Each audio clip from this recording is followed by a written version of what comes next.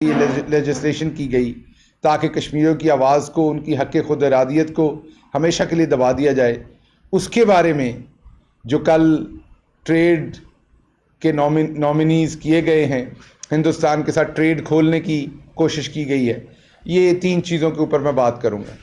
سب سے پہلے میں آتا ہوں اوورسیز پاکستانیوں کی طرف۔ میں خود ایک اوورسیز پاکستانی ہوں، میں ان کو ریپرزینٹ کرتا ہوں۔ آپ جتنی بار مرضی کہیں، آپ اس چیز کو انڈرسٹینڈ نہیں کر سکتے جب تک آپ اوورسیز پاکستانی نہیں ہوتے۔ آپ کے چچا، ماموں، بھائی، بھتیجا، بیٹا، وہ جب اوورسیز پاکستانی ہوتے ہیں تو آپ بالکل سمجھتے ہیں کہ آپ ان کا احترام کرتے ہیں، بٹ نہ چاہتے ہوئے ہم ان کی دل شکنی کرتے ہیں۔ بہت دفعہ نہ چاہتے ہوئے ہم نہیں سمجھتے جب ان کے بارے میں ہم انسینسٹیو بات کرتے ہیں۔ اکثر طریقہ یہ ہوتا ہے کہ اگر وہ اتنے ہی ملک کے وفادار ہیں تو وہاں سے چھوڑ کے کیوں نہیں آ جاتے؟ تو بھائی آپ اتنے اپنے گاؤں کے وفادار ہیں تو یہ جو اسلام آباد میں نوکریاں کر رہے ہیں چھوڑ کے گاؤں کیوں نہیں چلے جاتے واپس؟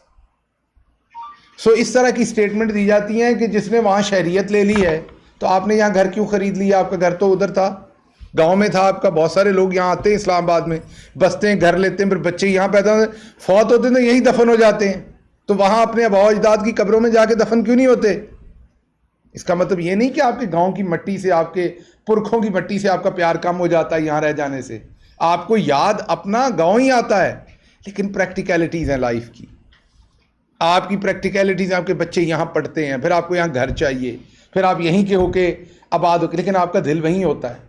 آپ کو کوئی نہیں کہہ سکتا کہ اگر آپ کوئٹہ سے آئے ہیں تو آپ نے کوئٹہ سے بے وفائی کر دی، اگر آپ فیصل آباد سے آئے ہیں تو آپ نے فیصل آباد سے بے وفائی کر دی۔ تو اوورسیز پاکستانیوں کا اس ٹائم آپ کے ملک کی جو ایکسپورٹ ہے اس سے کہیں زیادہ اوورسیز پاکستانی آپ کو ڈالر بھیجتے ہیں۔ اوورسیز پاکستانیوں کا پیسہ تو چاہیے، اوورسیز پاکستانی پیسے دیتے وقت VVIP ہیں، لیکن اوورسیز پاکستانیوں کو تیسرے درجے کا شہری سمجھنا ہے۔ بتائیں ذرا کون سا ملک ہے جہاں پر ووٹ کا حق نہیں دیا جاتا؟ ایون اوورسیز پاکستانی انگلینڈ جاتے ہیں نا، ابھی انہیں نیشنلٹی نہیں ملتی تو اس سے پہلے ووٹ کا حق ان کو مل جاتا ہے وہاں پہ، ابھی وہ پاکستان کی نیشنلٹی پہ ہوتے ہیں۔ امریکہ کے اندر آپ جاتے ہیں، ابھی آپ کو نیشنلٹی نہیں ملتی تو کچھ چیزوں میں آپ صدر کا ووٹ نہیں ڈال سکتے، باقی کچھ چیزوں میں آپ وہاں بھی ووٹ ڈال سکتے ہیں۔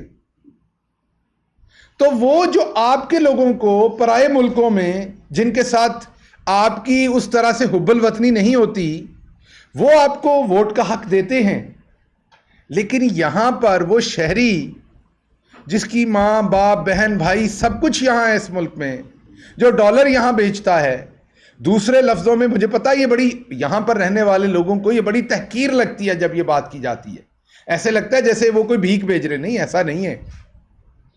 اگر آپ ماں کے 3 بیٹے ہیں اور آپ ماں کے ساتھ رہتے ہیں تو کوئی دوسرا بھائی ماں کو پیسے بیچتا ہے تو وہ کوئی تانا نہیں ہے، وہ اپنا فرض ادا کرتے ہیں پیسے بیچ کے، یہ ان کا بھی ملک ہے۔ تو جب یہ بات کی جاتی ہے نا اوورسیز پاکستانیوں کے ڈالر سے پاکستان چلتا ہے، تو یہاں پہ رہنے والے اکثر دوست اس کو تحقیری جملہ سمجھتے ہیں۔ یہ تحقیر نہیں ہے، اسی قوم کے بیٹے ہیں، ان کا فرض ہے یہاں پر پیسے بھیجنا، بیٹیاں ہیں اسی قوم کی، لیکن پھر ان کو عزت بھی اسی قوم والی آپ دیں۔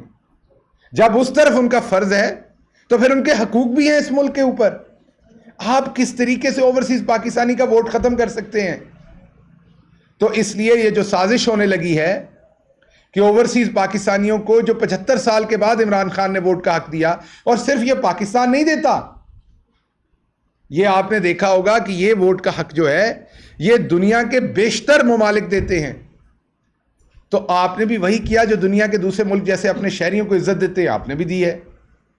آپ کا جو اوورسیز پاکستانی ہے وہ تو زیادہ کنٹریبیوٹ کرتا ہے ہر لحاظ سے، اس کا دل تو زیادہ دھڑکتا ہے یہاں پر، صرف مسئلہ یہ کہ ان میں PTI کے ووٹر زیادہ ہیں۔ اب آپ اس طرح سے فیصلے لیں گے، کل کسی جگہ پر نون کے ووٹر زیادہ ہوں گے تو ان کے خلاف آئین کا فیصلہ ہو جائے گا۔ ایسا نہیں کیجئے۔ اوورسیز پاکستانی اس ملک کا سرمایہ ہے، اس ملک کے بیٹے اور بیٹیاں ہیں۔ وہ باہر سے نہ صرف پیسہ بلکہ وہ پیار، محبت، وفاداری بھیجتے ہیں جو شاید یہاں پر بیٹھے ہوئے لوگوں کے بھی دل میں اتنی تکلیف پاکستان کی نہیں ہوتی جتنی وہاں، کیونکہ وہ وطن سے دور ہیں، اپنے ماں باپ کی قبروں سے دور ہیں۔ تو یہ میرے بہت سارے دوست ہیں، میں نام نہیں لیتا، صحافتی دوست ہیں، بڑے سینئر اینکر ہیں، وہ کہتے ہیں اگر وہ اتنے وفادار ہیں تو وہاں سے چھوڑ کے کیوں نہیں آ جاتے؟ اور بھائی آپ اتنے وفادار ہیں تو واپس کیوں نہیں چلے جاتے اپنے گاؤں میں؟ اسلام آباد کیوں بیٹھے ہیں؟ تو یہ تو ایک ذریعہ معاش ہے، اس میں وفاداری اور بے وفائی کی بات نہیں ہے۔ آپ نے یہاں نہیں دیکھا جو یہاں بیٹھے ہیں وہ ملک کو بیچتے ہیں؟ یہاں بیٹھنے والوں نے ڈرون حملوں کے خلاف بیچا، یہاں بیٹھنے والوں نے کس کس چیز کے اوپر ملک کو نہیں بیچا؟ تو پہلی بات تو یہ ہے کہ پاکستان تحریک انصاف ہر صورت اس کے اوپر اپنا رد عمل دے گی، اسٹریٹ پاور یوز کرے گی، ریزسٹ کرے گی۔ پوری دنیا میں جو پاکستان کے سفارت خانے ہوں گے ان کے باہر احتجاج ہوں گے، پوری دنیا کے سامنے احتجاج کریں گے۔ اوورسیز پاکستانیز کا ووٹ ہم واپس نہیں ہونے دیں گے، اور یہ میرا وعدہ ہے اوورسیز پاکستانیوں کے ساتھ کہ عمران خان نے جو ان کو حق دیا ہے، 75 سال کے بعد پہلی دفعہ کسی لیڈر نے ان کی عزت کی ہے، ان کے حق کو مانا ہے اور اپنا فرض ادا کیا ایز اے لیڈر ہوتے ہوئے، ان کو حق دیا ووٹ کا۔ اس حق کے تحفظ کے لیے انشاءاللہ ہر ممکن اقدام کریں گے، اور میں ان کے ساتھ ہر جگہ پہ کھڑا ہوں گا اوورسیز پاکستانی کے ساتھ۔ یہ ووٹ کا حق جو ہے یہ ان کی عزت ہے، یہ ان کی ناموس ہے، اس کو ان کو اوورسیز پاکستانیوں کے ہاتھ سے یہ نہیں چھیننے دیں گے۔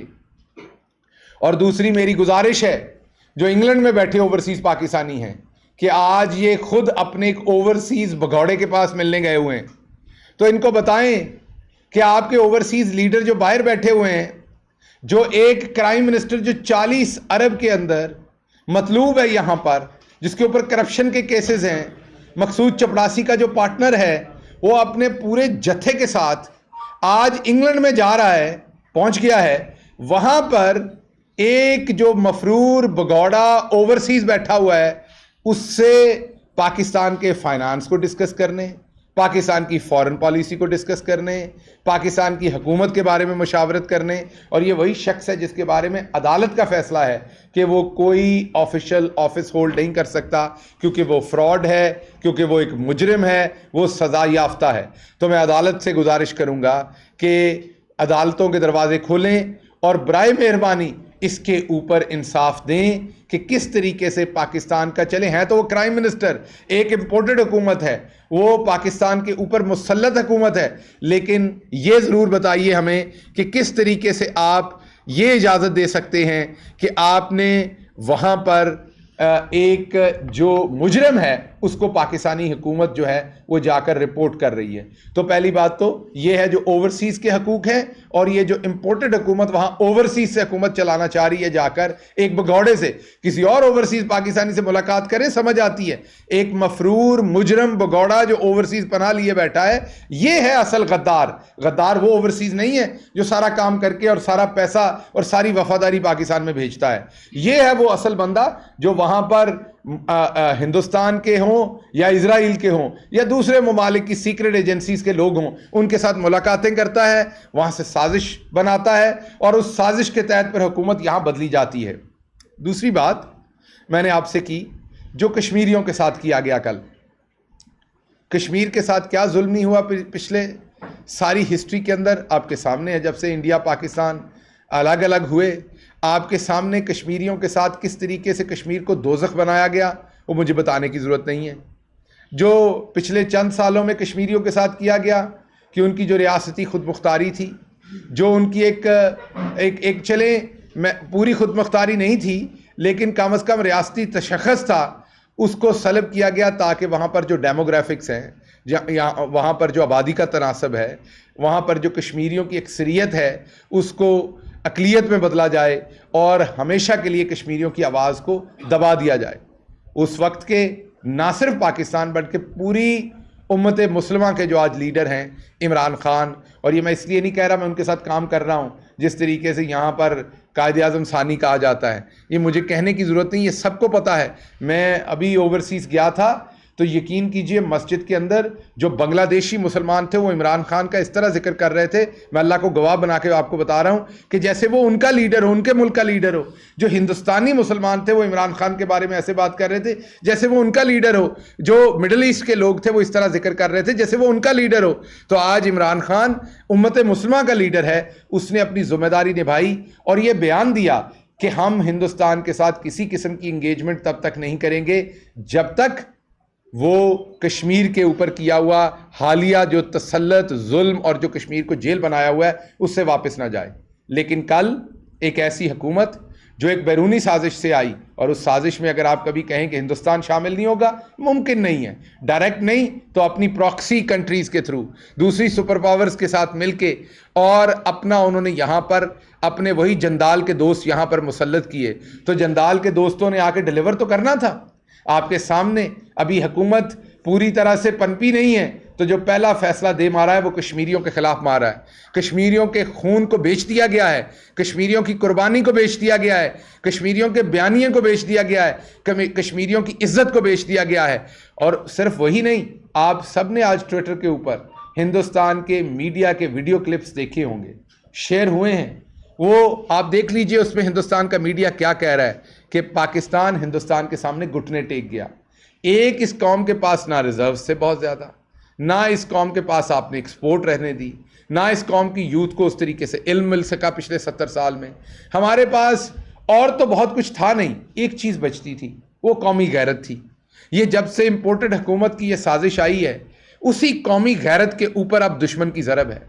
پورا فوکس قومی غیرت کو ختم کرنا ہے۔ آپ دیکھیں گے آپ کے ساتھ ہر وہ کام کیا جائے گا جس سے آپ کی قومی غیرت کو نقصان پہنچایا جائے گا۔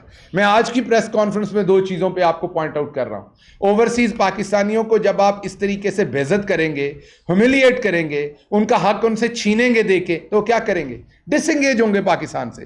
جب وہ ڈس انگیج ہوں گے پاکستان سے تو کیا ہوگا؟ آپ کو پتا ہے کیا ہوگا؟ جب وہ ڈس انگیج ہوں گے، وہ یہاں پیسہ نہیں بھیجیں گے، ان کی وفاداری کم ہوگی، ہمارے جو وہاں ایمبیسڈر ہیں ان کی آواز میں جو وزن ہے وہ کم ہوگا، ان کا یہاں پر عمل دخل کم ہوگا، تو ہم کمزور ہوں گے پاکستان ایک ریاست کے طور پر۔ تو یہ پہلی ضرب ہے آپ کی جو اندر کی طاقت اور آپ کی غیرت ہے اس کو ختم کرنے کی۔ دوسری آپ کی جو طاقت اور غیرت ہے وہ یہ ہے کہ آپ لڑنا چاہتے ہیں۔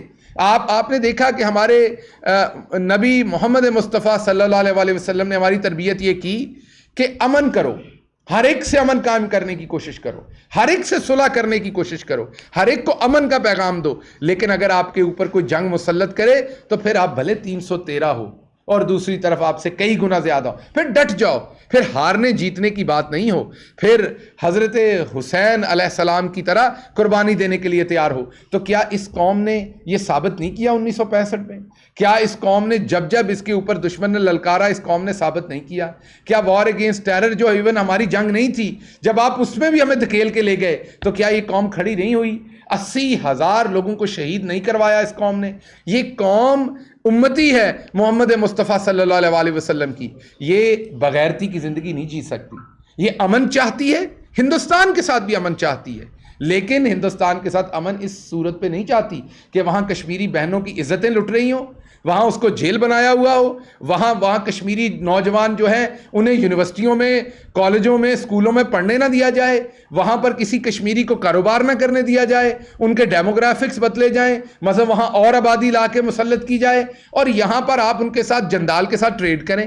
ہمیں پتہ ہے آپ کو بہت نقصان تھا ٹریڈ کا، ہمیں پتہ ہے کہ آپ کی اسٹیل کی فیکٹریوں، آپ کی جو شوگر ملیں تھی وہاں سے آ کے لوگ کام کرتے ہیں، ہمیں پتہ ہے آپ کو ذاتی طور پہ بڑا نقصان ہے ہندوستان کے ساتھ بزنس نہ ہو، لیکن کچھ شرم کریں، یہ ملکی معاملہ ہے، یہ آپ کی ذات کا معاملہ نہیں ہے۔ آپ کس طریقے سے سوچ سکتے تھے، اور جو بھی یہ سوچ رہا ہے، ہم یہ نہیں، میں دوبارہ کہہ رہا ہوں، ہم یہ نہیں کہہ رہے کہ ہندوستان کے ساتھ کبھی کوئی انگیجمنٹ نہیں ہونی چاہیے، بالکل ہونی چاہیے، اگر وہ بندے کے پتر بنے تو ہونی چاہیے، لیکن اس طرح کی انگیجمنٹ جس میں آپ گھٹنے ٹیک رہے ہیں، جس میں آپ ون سائیڈڈ اپنی غیرت کا سودا کر رہے ہیں، تو یہ جو بیرونی سازش تھی جس میں ہم نے اپنی خودداری کسی کے حوالے کرنے کی کوشش کی ہے، اس خودداری کا ایک چوکیدار اب ہندوستان بھی ہو رہا ہے، اب وہ بھی خریداری کر رہا ہے، اب وہ بھی اپنے آپ کو کہہ رہا ہے کہ آپ نے گھٹنے نہیں ٹیکے۔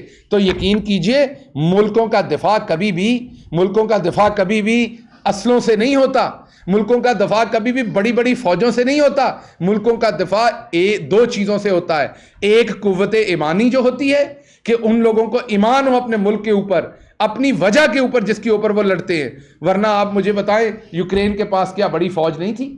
کیا ان کے پاس بجٹ نہیں تھا؟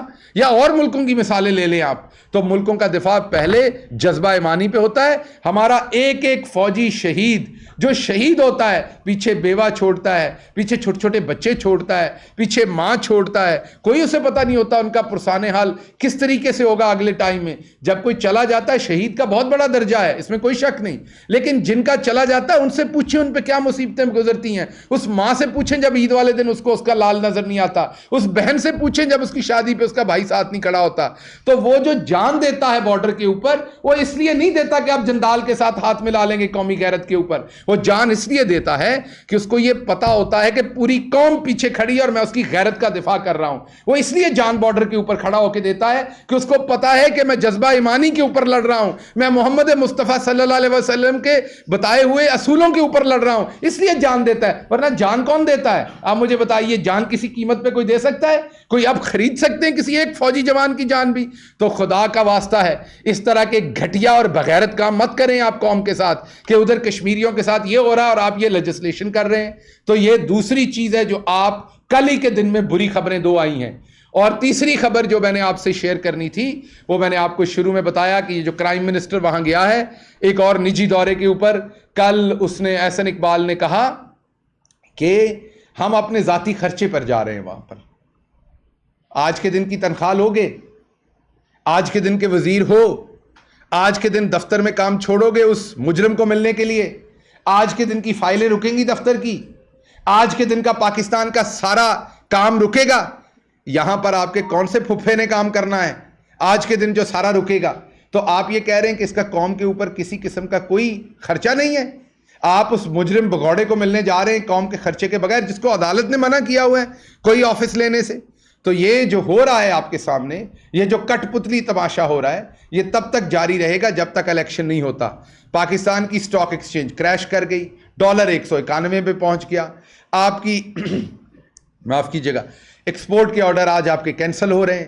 آپ کی قومی غیرت کا سودا کیا جا رہا ہے. میں نے ابھی آپ کو بتایا ہے ہر طرف ہم الٹی گنتی شروع کیے ہوئے ہیں. یہ جب سے ہمارا بھائی حمزہ ککڑی آیا ہے، وہ ککڑی کی قیمت ہی ڈبل ہو گئی ہے. پتہ چلا 14 ارب روپے حمزہ نے کما لیے اپنے فارمز کے اوپر. ظاہری بات ہے اس فگر کی تحقیق کرنی پڑے گی. مجھے تو ایک صحافی نے بتایا کہ ابھی تک جو مرغی کی قیمت بڑھائی ہے اس سے 14 ارب روپے کا فائدہ ہوا ہے حمزہ شہباز کے صرف بزنس کو، کیونکہ زیادہ تر فارمز اس کے. جب سے یہ آیا چکن مہنگا ہو گیا ہے، لیمو آج مل نہیں رہا. لیمو آج بیچارے کسی بیمار کو دینے کے لیے نہیں مل رہا، آج 1200-1300 روپے کلو ہو گیا ہے. لیکن وہ تمام لوگ جو قیمتیں بتایا کرتے تھے ٹیلی ویژن پہ وہ گنگے ہیں. شاید کو فالج ہو گیا ہے سیاسی قسم کا، شاید کوئی اور بات ہو گئی ہے. تو بھائی بولو، اب آپ عوام کو اب بتاؤ کہ اب کیا ہوا ہے کوکنگ آئل کے ساتھ. اب آپ عوام کو بتاؤ کہ اب پیاز کے ساتھ کیا ہوا ہے. اب آپ عوام کو بتاؤ کہ نہ آپ ٹماٹر لے سکتے ہیں نہ لیمو لے سکتے ہیں. یا آپ کے گھروں کے اندر ٹماٹر اور لیمو کہیں اور سے آ رہے ہیں. کہیں وہ جو کائنات باسکٹس بناتی تھی پہلے مہنگے مہنگے تحفوں کی، اب کائنات باجی مریم والی کائنات کی بات کر رہا ہوں، باجی مریم صفدر والی، وہ جو کائنات ہے آپ کہیں لیمو کی باسکٹ بنا کے تو نہیں بھیج رہی، ٹماٹروں کی باسکٹ تو نہیں بنا کے بھیج رہی جو آپ سے یہاں بات نہیں ہوتی.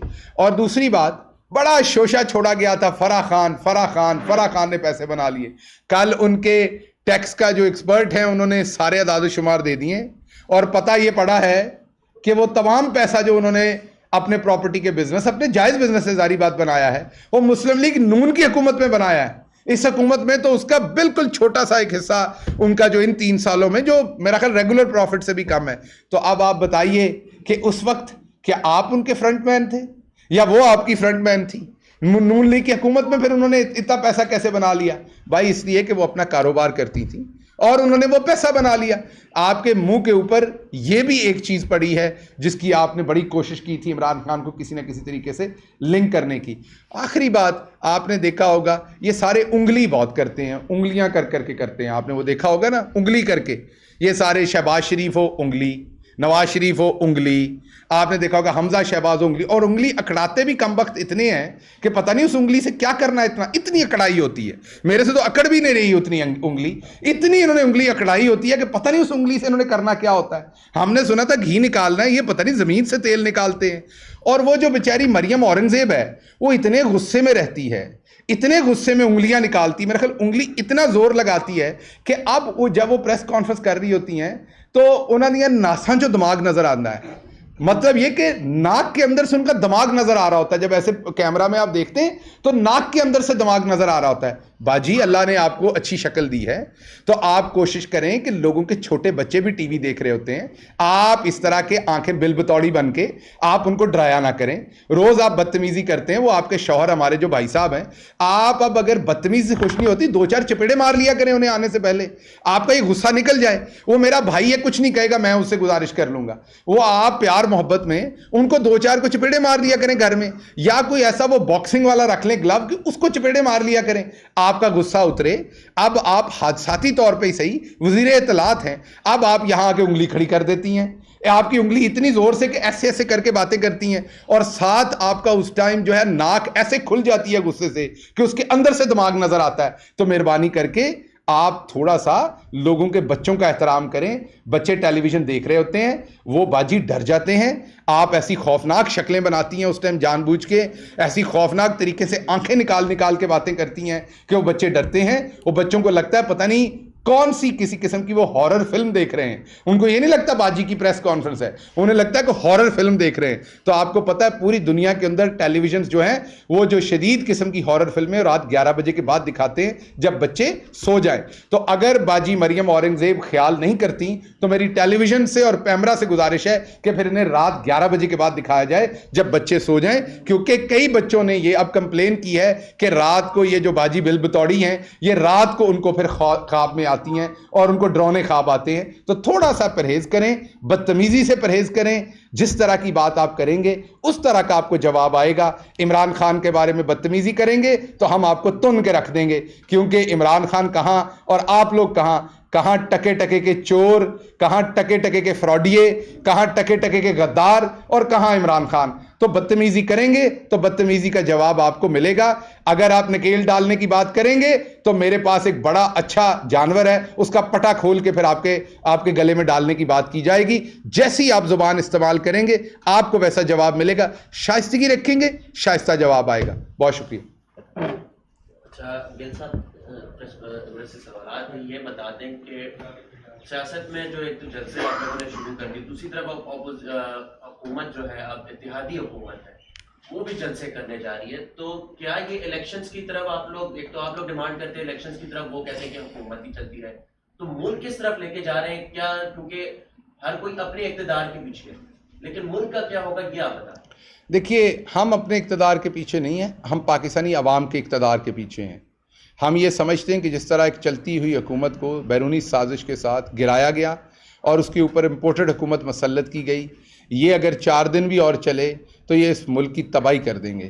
اس چیز سے اس ملک کو بچانے کے لیے ہم جدوجہد کر رہے ہیں, عوام کی عدالت میں جا رہے ہیں. عوام کو اگر یہ لگے گا کہ ہم اقتدار کے لیے سب کچھ کر رہے ہیں, عوام ہمیں ووٹ نہیں دے گی تو ہم عوام ہمیں فارغ کر دے گی, تو آپ کریں تو صحیح نا الیکشن, دودھ کا دودھ پانی کا پانی ہو جائے گا. یہ تو اب سب کو پتا ہے نا. پہلے یہ کہتے تھے مراسلہ ہے نہیں, پھر کہا مراسلے میں یہ نہیں ہے, پھر کہا صرف مداخلت ہے, اب شہباز شریف نے کہہ دیا دھمکی ہے. سو اب میرا خیال ہے گندیاں گالاں ہی رہ گئی ہیں جڑیاں مراسلے نہیں سی لکھیاں ہوئی ہیں. شاید وہ لکھتا کوئی ملک تو شاید پھر ان کو لگتا کہ ہماری غیرت کو کچھ کہا ہے. تو میں صرف انہیں بتا دوں کہ انگریزی کی گالیاں اتنی گندی نہیں ہوتی جتنی پنجابی کی ہوتی ہیں, تو آپ کو وہ بھی سمجھ نہیں آنی تھی اگر وہ لکھ دیتے. تو اس لیے اپنی کوئی غیرت کے لیے کوئی انجیکشن وغیرہ لگائیں, آپ کو اس کی ضرورت ہے, ورنہ اس مراسلے میں کافی کچھ تھا قوم کے لیے برا ماننے کے لیے. ڈاکٹر صاحب یہ فرمائیے گا کہ گورنر پنجاب کے معاملے کے اوپر پریزیڈنٹ صاحب کی منشا ہے, آئین اور قانون یہ کہتا ہے کہ وہ چاہیں تو کیبنٹ کا فیصلہ تسلیم کریں, چاہیں تو ان کی سوابی ہے وہ نہ کریں. آرٹیکل 48(2) جو کہتا ہے. اب جو کیبنٹ نے نوٹیفیکیشن نکالا اور گورنر ہاؤس کے باہر ایک سیکورٹی لگا دی گئی, اس سارے معاملے میں تحریک انصاف کیا لائے عمل اختیار کرے؟ دیکھیے بات یہ ہے کہ یہ ایک کام تو نہیں ہوا تحریک انصاف کے ساتھ جو غلط ہوا, آپ کے سامنے ہے آئین کو کہاں مانا گیا.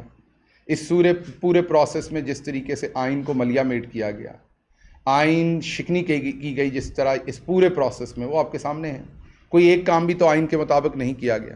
عمران خان کو کیا آئین کے مطابق بھیجا جا سکتا تھا؟ نہیں بھیجا جا سکتا تھا. آئین کلیئر ہے, لوٹے نہیں بن سکتے. آئین کلیئر ہے, لوٹے ووٹ نہیں دے سکتے. آپ کے سامنے فیڈرل میں بھی یہ تماشا دکھایا گیا.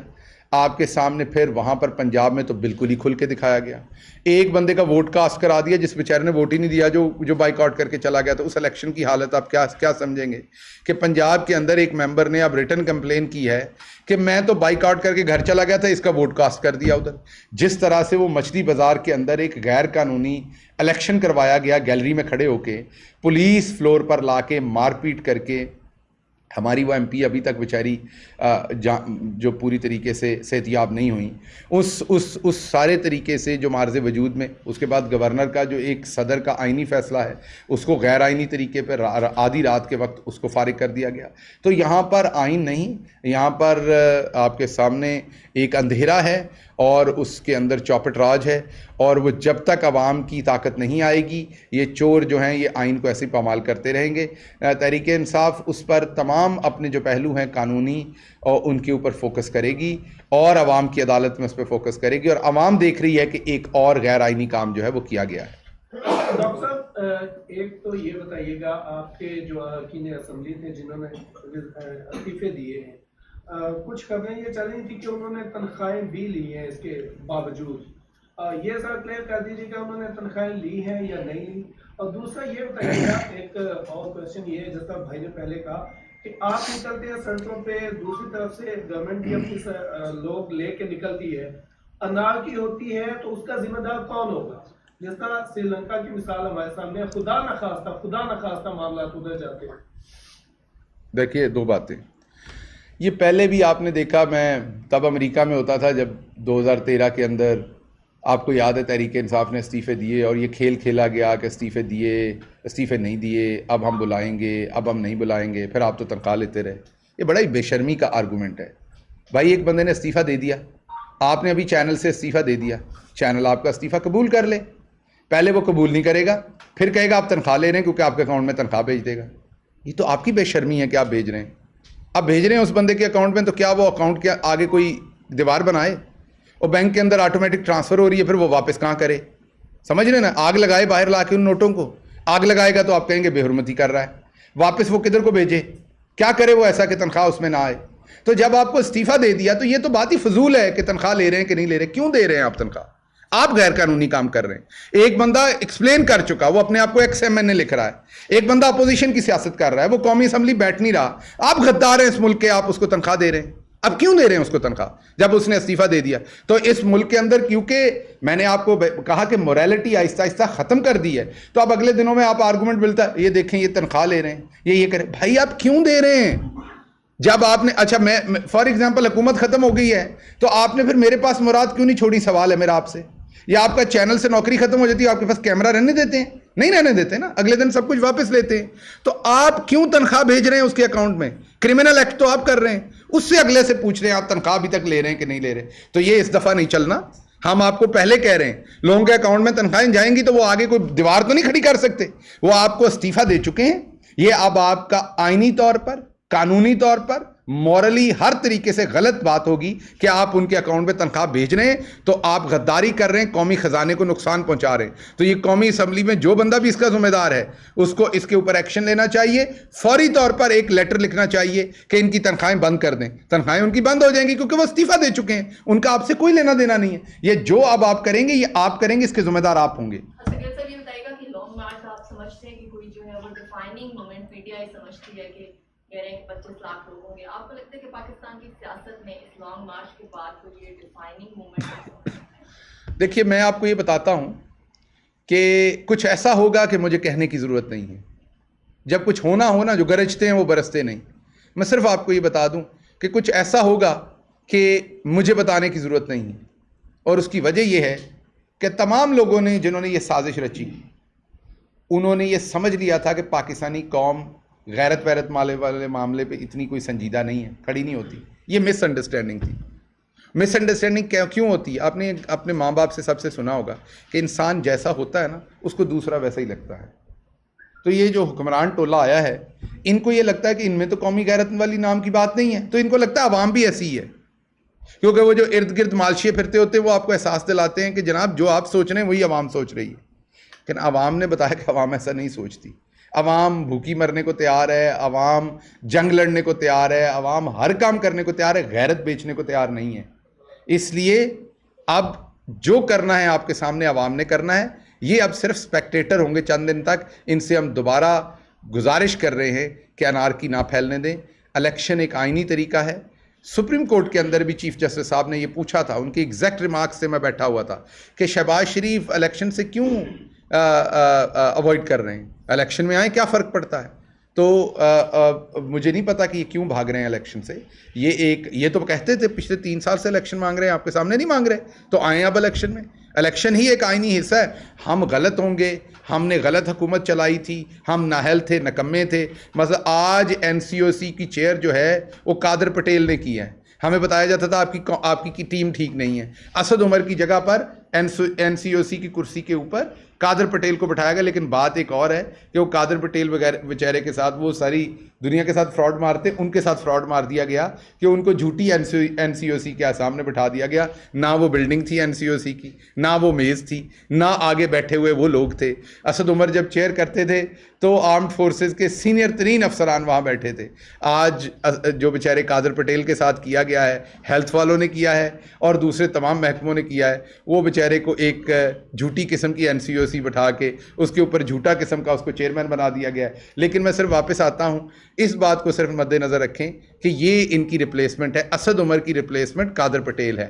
تو یہ ہے ٹیم ان کے پاس, جس کا بار بار ہمیں کہا جاتا تھا کہ آپ کے پاس ٹیم تجربے کار نہیں ہے. اے لے لو اے پیاز تجربہ. اچھا گل صاحب یہ بتائیں کہ خان صاحب اپنے تقریباً جلسوں میں, ہر جلسے میں عدالتوں کے حوالے سے کہتے ہیں کہ رات 12 بجے کیوں کھلی. جس عدالت سے آپ نے اپنے لیے عبوری ضمانت کے حوالے سے کہا, اسی عدالت کے ایک ریمارکس تھے کہ خان صاحب کو اگر عدالتوں پہ یقین نہیں ہے تو وہ آ کر ہمیں بتا سکتے ہیں. لیکن ایک فیصلہ 2014 کے 2013 کا اسی عدالت کے چیف جسٹس نے حوالہ دیا کہ رات 11 بجے PTI کے کوئی کارکنانوں کا کوئی کیس تھا جس پر ان PTI کے فیور میں فیصلہ دیا گیا.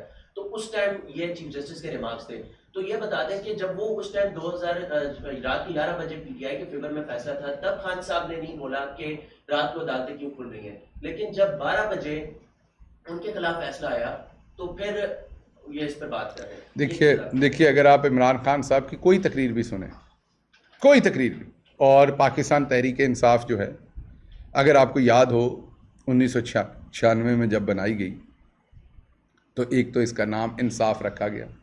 سب سے پہلے آپ یہ دیکھیے, ایک وکلا بھاری تعداد میں اس ٹائم اس میں شامل تھے آپ کے سامنے, اور اس کا جو 3 بنیادی ستون تھے وہ انصاف, خودداری اور انسانیت, اس میں بھی انصاف پہلے تھا. تو عمران خان ہمیشہ عدالتوں کا احترام کرتے ہیں. عمران خان نے ہمیشہ عدالتوں کا احترام کیا, اور عمران خان کے نزدیک سب سے پہلے انصاف ہے. وہ بار بار کہتے ہیں اگر کسی معاشرے میں انصاف نہیں ہوگا تو پھر وہاں انسانیت بھی نہیں ہوگی, وہاں خودداری کا تحفظ بھی نہیں ہوگا, وہاں پر غریب کی نگہداشت بھی نہیں ہوگی, وہاں پر غریب کے حقوق کا تحفظ بھی نہیں ہوگا, اور وہ سوسائٹی کبھی آگے پھل پھول نہیں سکتی. اس لیے یہ بات ریکارڈ پہ رکھ لیں اور اس بات کو ہمیشہ کے لیے یاد کر لیں کہ عمران خان جس کا نام ہے وہ انصاف کے لیے ہے, وہ ملک میں ہر صورت انصاف کے لیے ہے, اور اس کے لیے وہ جو انصاف کے ادارے ہیں ان کا احترام بھی کرتے ہیں, اور انہوں نے ہمیشہ انصاف کے لیے جدوجہد کی ہے. بہت شکریہ.